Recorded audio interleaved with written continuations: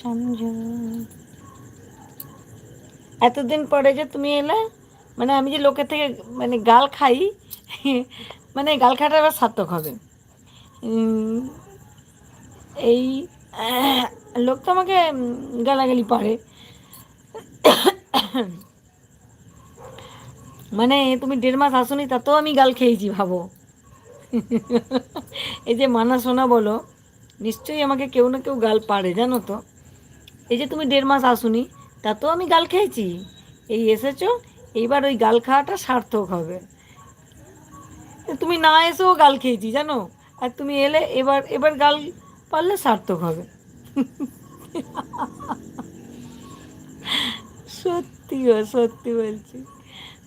যাই হোক, তো বুঝলি, ঠিক আছে, ভালো থেকো, সুস্থ থেকো, নিজের খেয়াল রেখো, পরিবারের খেয়াল রেখো, কেমন? শুভরাত্রি।